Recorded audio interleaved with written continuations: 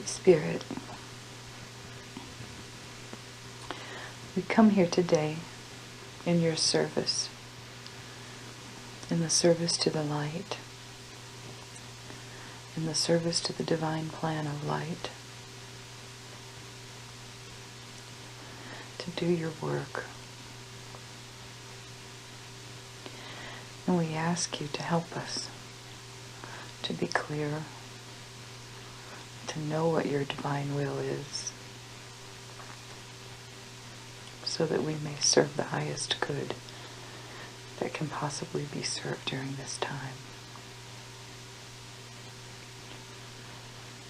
We call forth our guides, the Ascended Masters, and the Angels of Light, and the Pleiadian Light Workers, and ask that these beloved ones come and hold us here today inside a great temple of light, and guide and direct this time, and assist us with the healing, that we may be one in love, light, joy, and the truth. And so be it.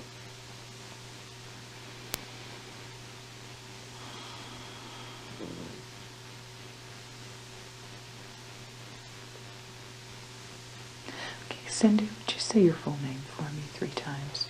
Actually, your birth name twice and your current name twice.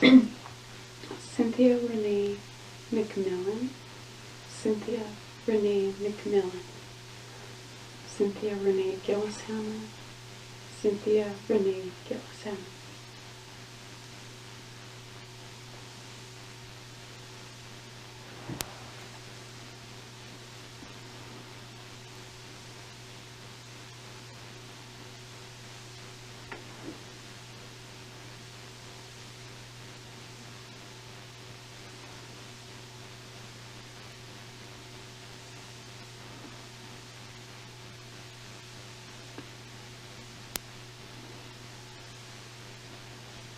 Before we get into whatever issues you'd like to work on, or whatever the guides say, are you familiar with the being named Kuan Yin? I've heard the name. In her statues and things, she always looks sort of like an Oriental female Buddha-like being. Mm-hmm. This is her. Kuan Yin. She's a female master. She's called the Mother of the World, the Goddess of Compassion, the Creatress of the Milky Way. She has a lot of different names. My full name is Amora Kuan Yin now, because I feel such an essence connection with that vibration of higher frequencies. And sometimes when I'm doing the work, she comes in and does mudras with me, which are hand positions. Have you seen like the statues where you'll see beings and they'll be sitting and they'll hold something in one hand and the other hand is doing funny little things with the fingers and stuff? Well, every place on the hands has a direct link to neural pathways in the brain. And so mudras tend to create certain frequencies or vibrational fields that alter our perceptions. Okay? Well, what she's been doing with me now for almost 2 years is occasionally, not every time, but she'll come in and give me a hand mudra that will help the person feel their own soul essence more. And she wants to do that this morning, if that's okay with you. We've never done that on the phone, have we? Where I've told you to put your hands in a certain position or something? I didn't think so. Yeah. I think you did with Guy, and that's where I heard that. Oh, uh-huh. Okay. Yeah, okay. Well, she came in as soon as I started to close my eyes this morning, and just when that happens, I always know there's going to be usually a mudra given. So I'm going to just take a moment and tune in with her and just see what that is.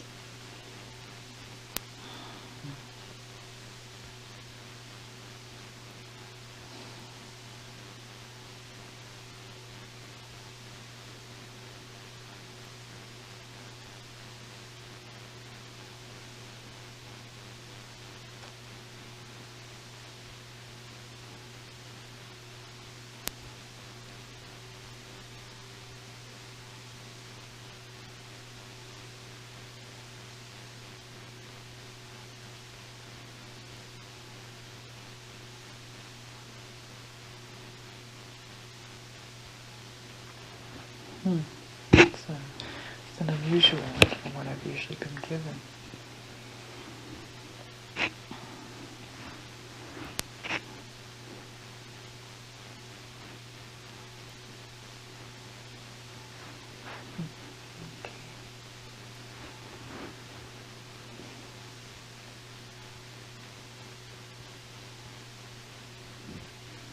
She's telling me to do it. I'm going to have to pick something up. It's as if she's holding kind of like a sacred vial. And she says for me to get the right hand position, I'm going to have to actually... Okay, so it would be bigger at the top and go down and then get bigger again.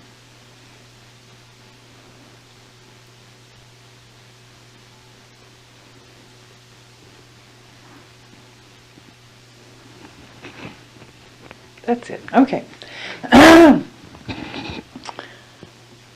So the fingers are like this. And it's as if you're holding a vial or vase that's shaped kind of like bigger at the top. It comes down like this, and then it's long and kind of very feminine looking, you know. So the bottom hand is like this. The palm up, cupped, as if it's sitting on your palm. And then the other hand is like this, as if you're holding it right above your palm.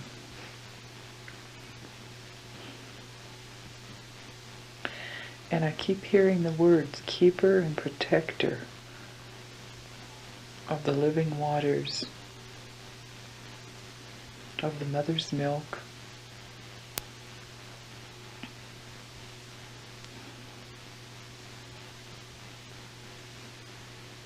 And just close your eyes and uncross your feet.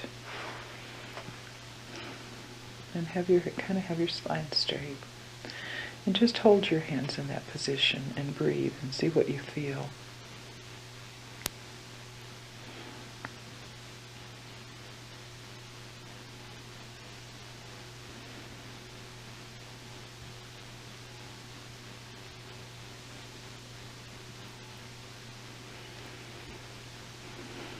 And breathe a little more fully.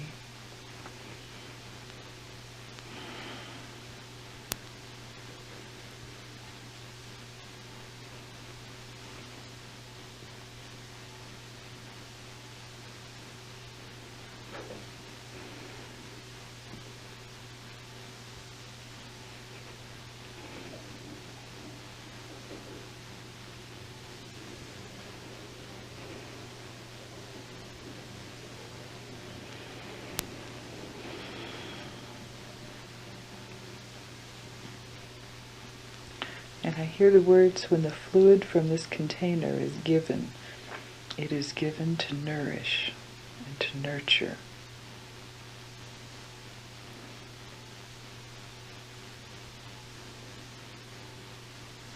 And to satisfy a hunger and a thirst that cannot be satisfied with food and drink.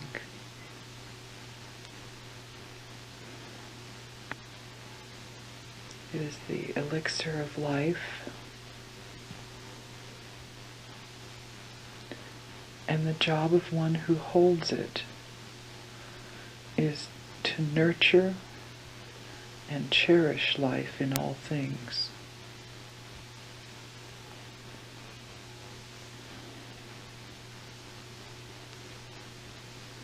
You are a keeper of this secret elixir.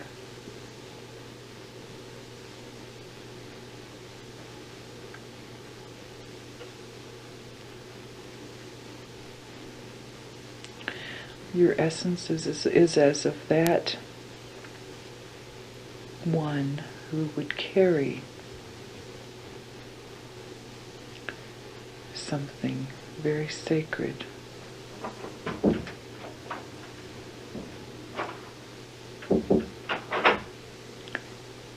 And bring it out and give it when the time is right.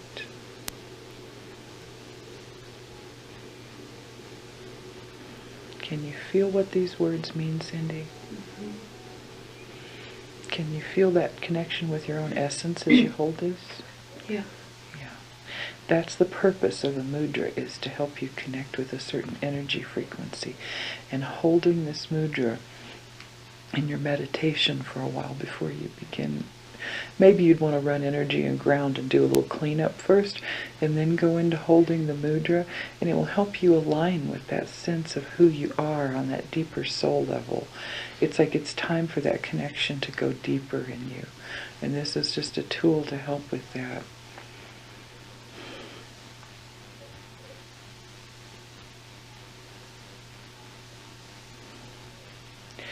Your journey here is as a carrier. Gosh, she's sort of showing me an analogy, but it's hard to put it into words, so I'm just going to tell you my own little story. It's as if you were alive during the time of Christ, and there was a special elixir that he needed in time for a sacred ceremony, and you were the one carrying the bottle across the desert. And part of why you would carry it is because you're so trustworthy, and part of the reason you'd carry it is because you'd be inconspicuous with it. Like, you wouldn't need to draw attention to yourself because you were doing an important thing. The ego doesn't have that need. Do you know what I mean? Mm-hmm. Because you know the value of what you're doing in your heart, and it humbles you instead of inflates you. Do you understand that type of humility? Yeah. Yes. And this is the nature of who you are. And it does not demean you in any way to say that you're a carrier and a server. Your nature is to give. But that nature was stifled in this lifetime by being brought up in a family where giving was not, without a high price. And you learned at an early age that you had to simply take care of yourself. Being in an environment now with a man whose intent is very clear, with your own children, and in a new home away from your upbringing, you now have the space in your life to begin to focus on being who and what you are instead of on survival. Because you see, dear one, the whole life focus has been to make it. And it was necessary for your focus to be that up until a few years ago. Now, during these last few years, you've been learning for the first time in your life how to trust. And now that you're learning that lesson very well indeed, it's time to enter the next stages, which is becoming who you are again. Remembering who I am. I am here to remember who I am. I am here to walk the sacred road. I am here to be that I am, and always have been, and always shall be, is a mantra that would represent where you are at this point. Saint Germain said, so you're ready now. And this is true, because finally you're in a place of safety where you can do this. Do you agree? Mm-hmm. Good. And so we welcome you to the path of consciousness. We welcome the ones in your family who have earnestly come together to support and supply you with the strength to become who you are. And the joyousness of the unfolding will be a delight and a great heart-rending for all of you. Your daughter has a mission here as well. She is a server of the light, a being of compassion and divine wisdom. She is a trickster and a joker.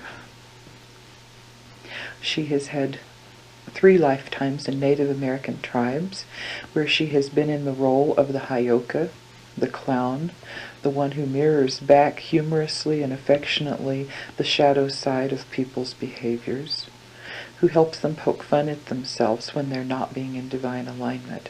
And she has begun already to serve that role in your life, has she not? Mm-hmm. She can show you in such a cute and whimsical way when you or anyone else is not being in alignment with your own truth.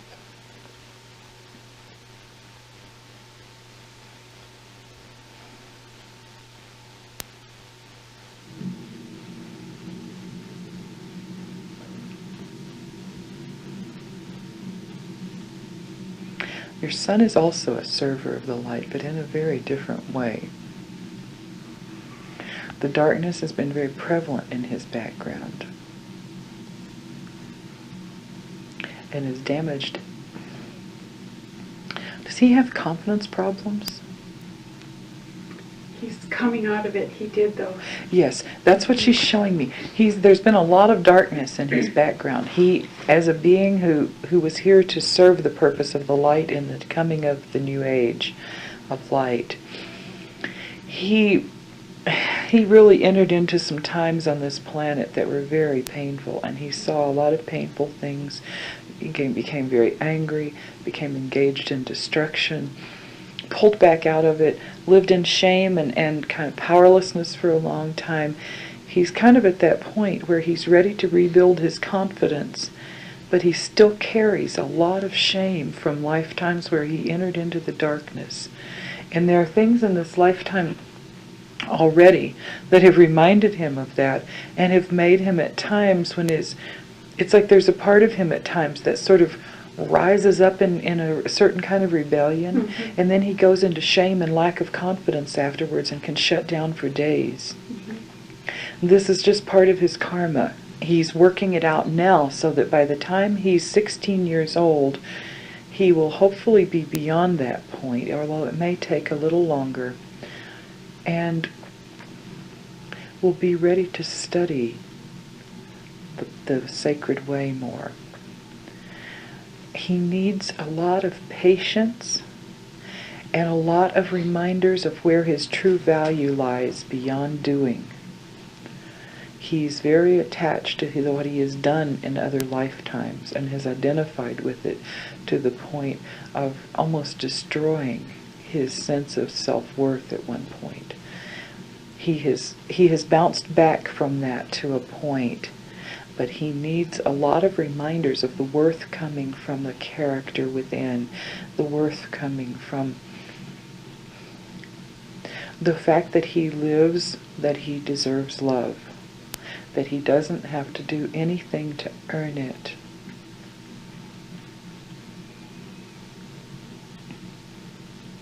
And that when the desire to be good comes from the heart, that the Great Spirit rewards that.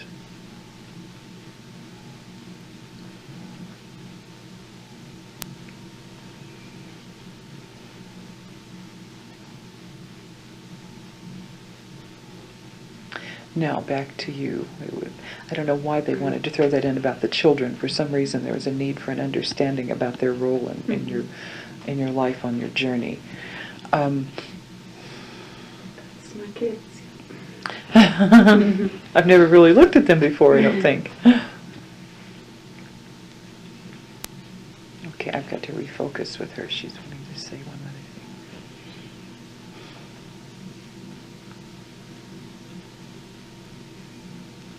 Do you have more time now than you did? Yeah. That's what she's saying. You have more time now, and it's been orchestrated for that purpose. You need the time for self-discovery, for books that inspire you to be who you are, to go deeper into the soul. And it's time to rid yourself of all thoughts that would permeate your consciousness with the old way of feeling helpless and knowing that you can rise above what you were brought into in this lifetime And not only that you can, but that you shall. It is like the phoenix rising from the ashes, or the sacred thunderbird image in the Native American tribes, where the bird of fire that can no longer be damaged by anything rises in its pure essence to the sun and says, I am God, use me.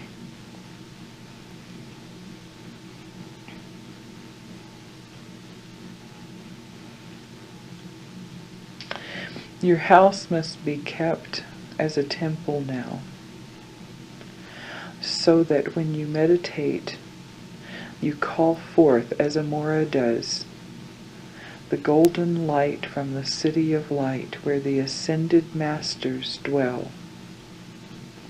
Does this wording make sense to you? Mm-hmm. Good. I do. Okay. And filling the house with that divine light, where only that which is divine may enter, and all that is less than the divine must leave now, knowing that all that is less than the divine is illusion, because only truth is divine. Affirming that daily at the beginning of each day, having a grounding with the house. It looks like a grounding with a gold light into the center of the earth. And as you are in your house,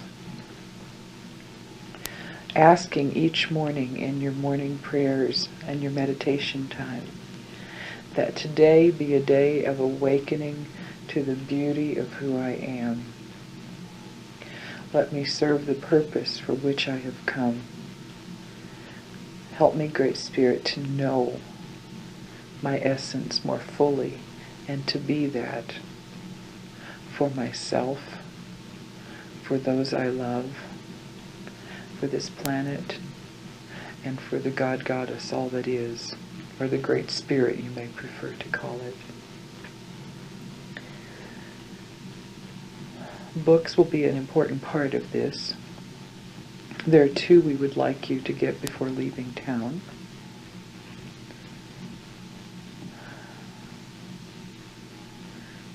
Okay, I'm going to have to pause a minute and see if they can show me the titles.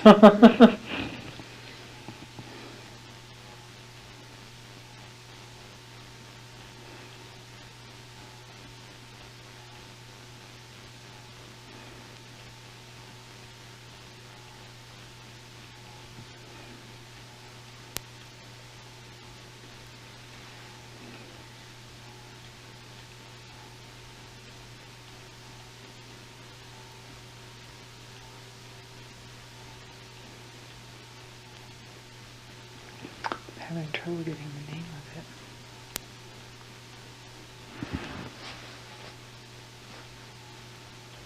Okay. It's the, have you heard, I haven't read this, so it's a hard one for me to recommend, but that's what I'm being told. You heard the book called The Aquarian Gospel? That's one of the books you need to buy. It's The Aquarian Gospel. It may be called The Aquarian Gospel of Jesus Christ. That's one of the books.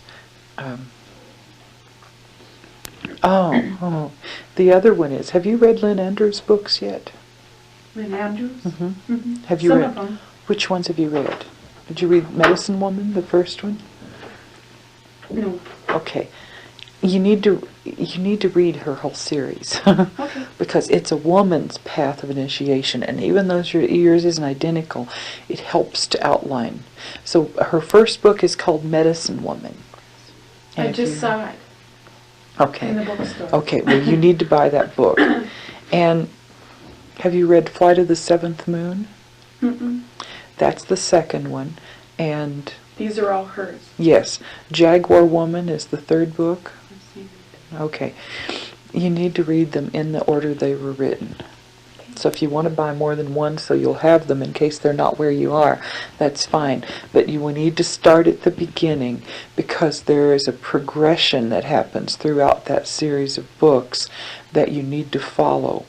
What we would invite you to do is when you begin reading the book is before you go to bed at night, ask for the initiation that Lynn received in the book and whatever you've read that day to be given to you during your dream time, and ask for a teacher of the light to work with you in your dreams on that initiation level.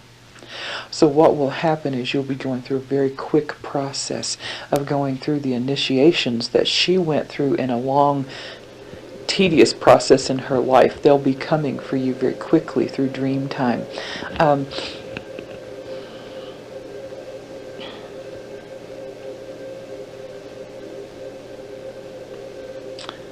huh.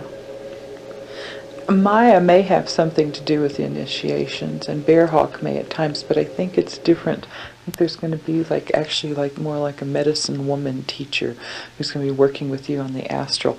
So when you start the book, before you go to sleep at night, just ask that your teacher of the light come forth and take you into those places while you sleep of light, where you can receive the initiations that Lynn did during the part of the book you read on that day. Okay? And this is it's going to help you start thinking in a new way. That's good.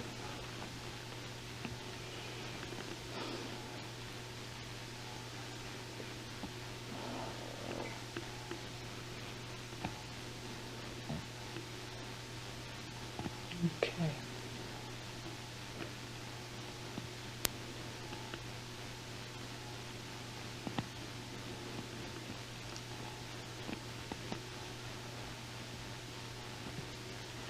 Kuan Yin just says that she has enjoyed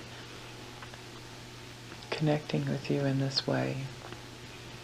She is glad that the time has come for your unfolding into the light of the true self.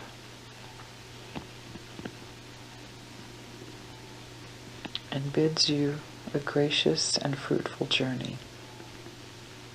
And that's all she has to say at this time. I need to do my own mudra, so I disconnect from your issues now.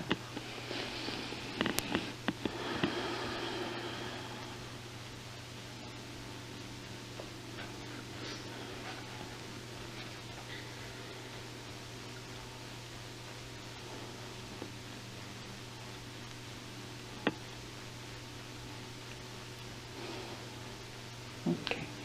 So Cindy, what issues do you have to work on today? Do you have a plan, or do you want to just go with what's lit up? Mostly what's lit up. The only question I have is if I could get some assistance with the chronic fatigue. Mm-hmm. What's that about? Is it all the chaos I left? My allergies.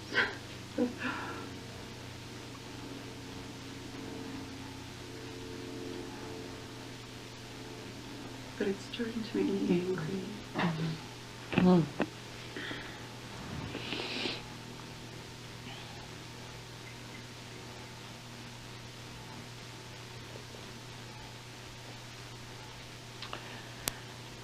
You have two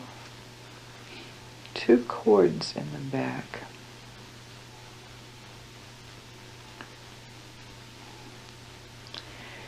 That are having the effect not of putting things in, but of pulling you back.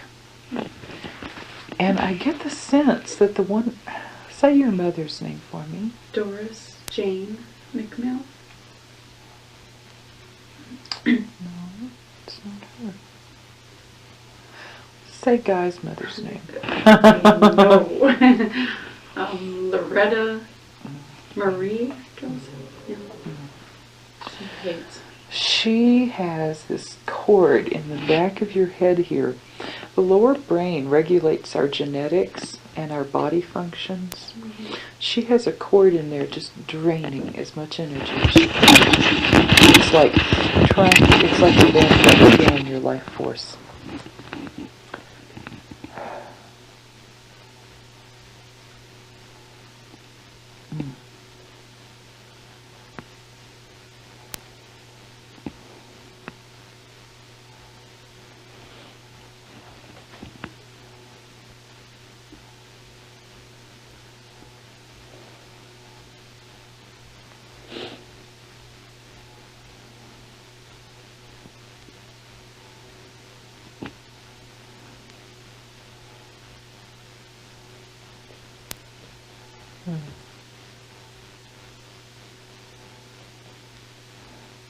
She looks at you as having stolen her son.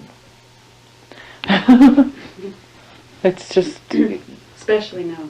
Her reality's really warped. I mean, there's no way of looking at it with truth at all. It's just not... She's really out there. They frighten me, both of them. That's why she gets in. It's your own fear that lets her in. If you could just sort of see her as, well, here's this person who's totally lost in illusion, and I choose to dissociate and not be a big deal, somehow it's like you just wouldn't let her in your space. It's your own fear that allows her to control you, you know?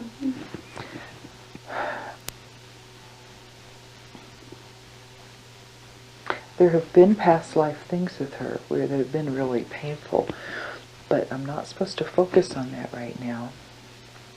We did go through that one time. I know. I'm being told that you're finally at a point where the getting cleaned up from her will stay.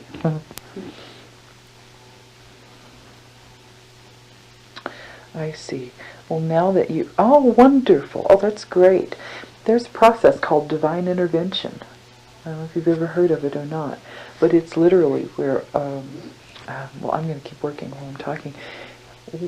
The higher council of light for this dimension can sometimes grant divine intervention where no matter how much a person tries to harm you, that they just can't get through.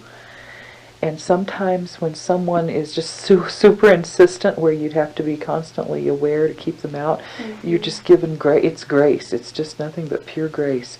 And you're going to be given that today. So I want to get... That's part of the job, is to get the people you left behind out of your energy field and then go for intervention so you can hold your space while you're working on unfolding into the next levels.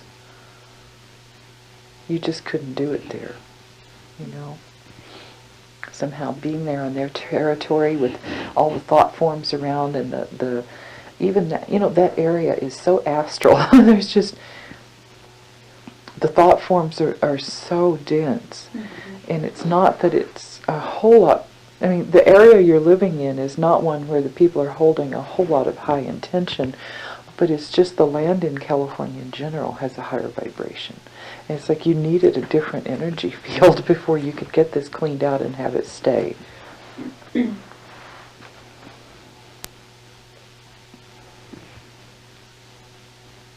It's kind of like black magic. I mean, her energy in your space is just like a curse she's put on you.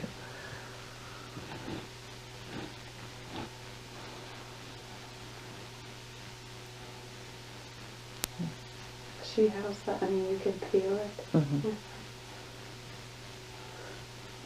I mean, you'd have to be able to. She's just, the energy's so dark and hateful. She's a very unhappy person. Oh,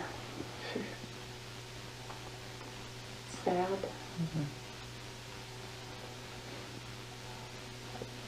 If she could take your children away from you, she would.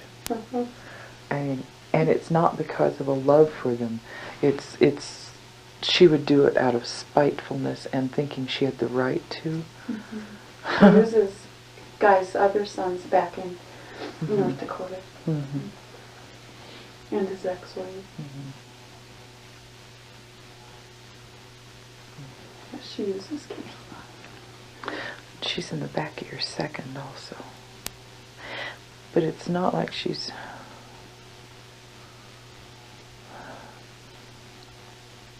It's not like she's draining your energy. It's just like when you try to walk forward, it's as if somebody's sort of pulling you backward at the same time.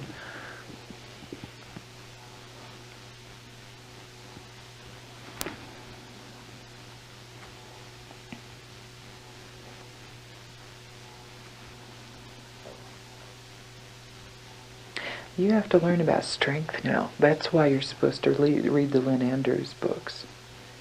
About strength? Strength. Female strength. In the very first book, Lynn ends up having to confront a sorcerer. And succeeds. And I think that somehow it's like that's the place you're at, is learning how to be in your strength where you become impenetrable by those energies. It's like no matter what kind of a curse someone's trying to put on me, I just don't receive it, you know. But there's a point. But until you reach that point, you are going to be given extra help. There I go. Boy, it's a wonder your back hasn't just collapsed. Because she's pulled on it from the top of the neck right up under the occipital and the sacrum, and those two places are what cause people a lot of back problems. Well, my posture isn't, I mean, if I could sit like this all day, I'd be really comfortable, you know, sloped back or whatever. But I've had headaches, like you and now. Do a lot of them come from right back in here? That's where she pulls at. It's the lower brain. And this stuff in the lower body is like a tree root that goes in and just branches into all these different places. So I'm just being told to erase it everywhere I can find it. It's meant to stop the flow of the cerebral spinal fluid into the lower body. But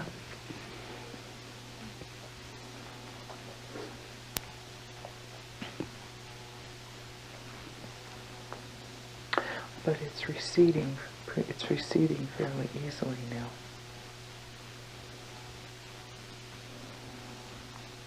I just keep hearing you bitch over and over in my head.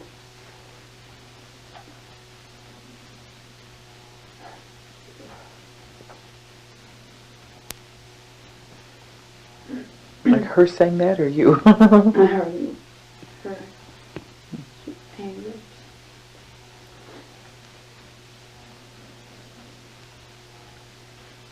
She's stolen a lot of your energy.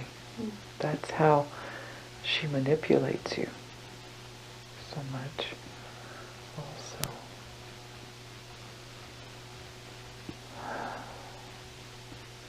I'm being told to finish this first, and then we're going to have to pull your energy back from her.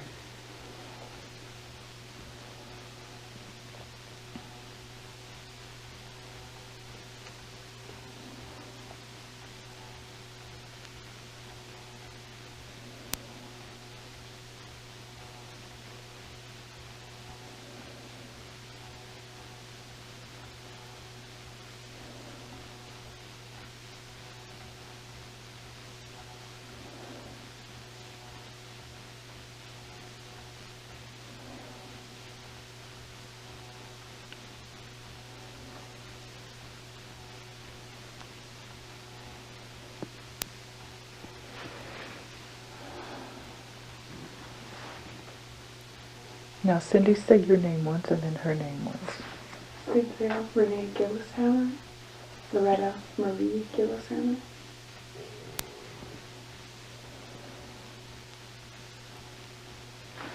Okay, there's some of her energy right in the center of your head.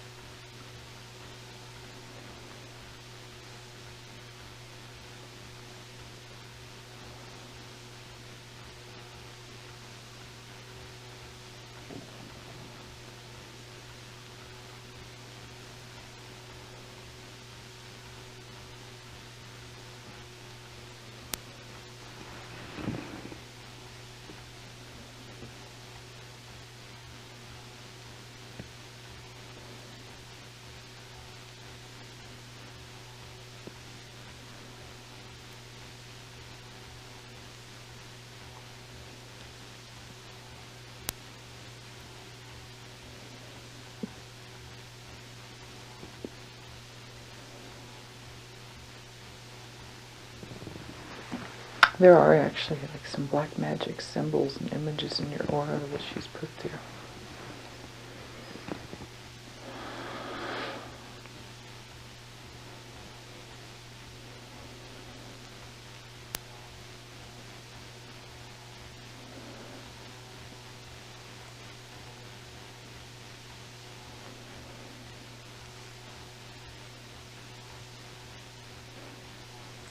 She meant to psychically kill you. I mean, to cause your physical death, psychically, if she could. Nice lady. Yeah.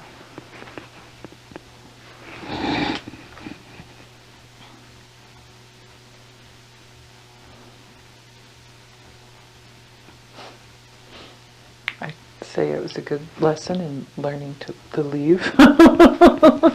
The thing that came up yesterday about one of your issues is like about learning to leave when things aren't right. Oh. You know? Mm-hmm.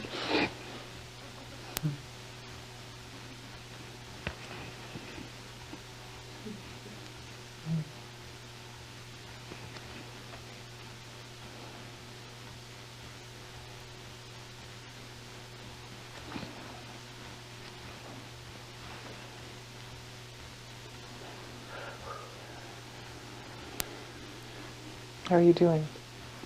I'm just kind of shifting all over. Mm-hmm. Main important thing is to breathe deeply during this time. You may tend to hold your breath or contract. If you find yourself doing that, just breathe in and let yourself open where you're contracting, because we want to get this all out. Say her name again. Loretta Marie Gillishammer.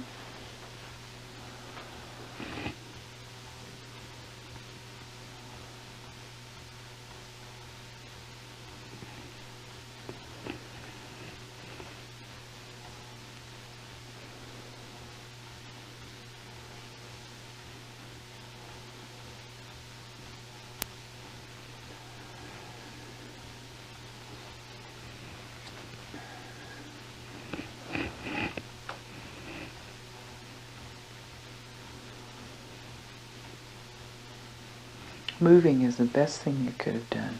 Mm-hmm. I mean, if this move was only for 6 months, just the fact that it got you away from there is worth it. You know? I felt it. Mm-hmm. As soon as we left North Dakota, I felt it. Mm-hmm.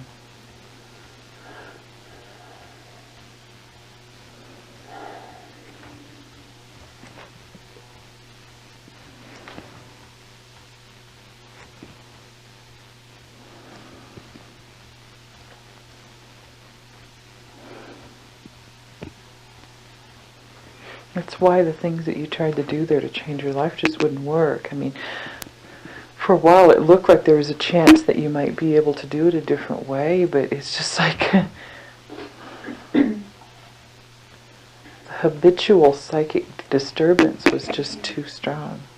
Oh, things just got crazy. Mm-hmm. And then I had Saturn return. How old are you now? Are you 30 yet? Mm-hmm. Mm-hmm. I have 2 more months. Mm-hmm. And then I have something else going on too that's just as strong. Mm-hmm. There's a lot happening right now. Uranus. Did the Uranus-Neptune conjunction hit something in your chart? Yeah, that's it. What's your sign? Gemini. Do you remember what you have in Capricorn? Mm-hmm. Where the Uranus-Neptune conjunction is? Oh, what did... Cancer, I think. Cancer? I wonder.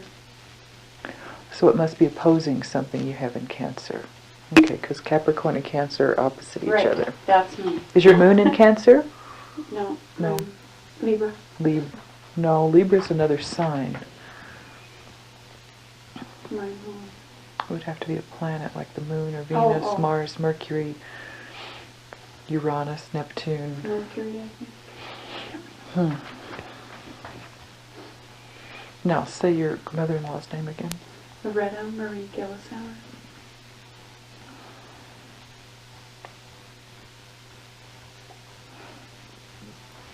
There's just energy. It's like almost like the more I clear, the more I find.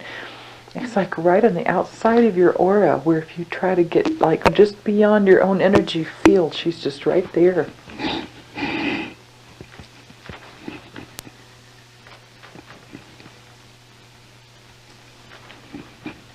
I don't understand why someone would do that.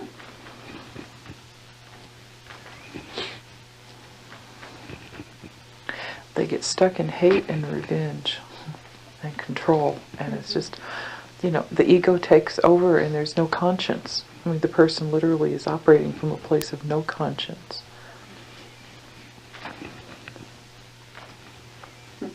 And usually at that point fully controlled by a dark being that they have given over complete seniority to for the purpose of trying to harm and control others. And it's just probably had a lot of damage somewhere along her way, got hurt a lot, and finally just gave up believing in anything that was good and went toward hate. I remember a time in my life when I was in so much pain where I said, I'm going to choose hate from this point on because love is too strong, too painful. And it was just like, and I tried it for one afternoon. I think I made it for about an hour or two. It was like, and then I just broke down and cried. I just couldn't do it, but I can see how people can get that way. They're just from so much pain, they get angry at God, they get angry at life, they don't want any part of anything anymore. I think that's the reason I use so heavily. What do you mean? Well, alcohol and drugs. Mm-hmm. But even then, I wasn't mean. I couldn't be mean.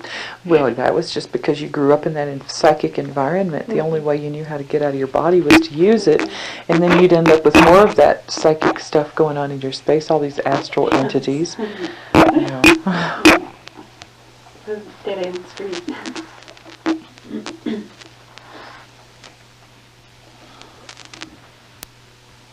When you talk of that, I'm seeing some areas of the brain that still have some of the blockage from that I'm being told to clean out too, because that's partly what lets her in. I really abused my body. I did too. Drugs? Yeah. In my late 20s, I was given less than 5 years to live. It was basically through fasting and spiritual awakening that saved my life.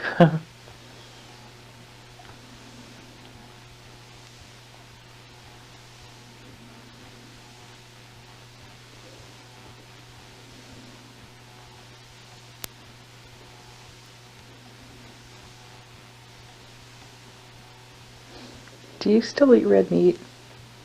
Not big enough to. Yeah, you're going to have to. It looks to me like you're going to have to drop it. If you're off of red meat for a month and then ate it, you'd see what it's doing to you. It's like you'd have to start getting it out of your system first. Mm-hmm. There's a level of putrefaction that it's creating in your system that's actually deadening some of your brain function.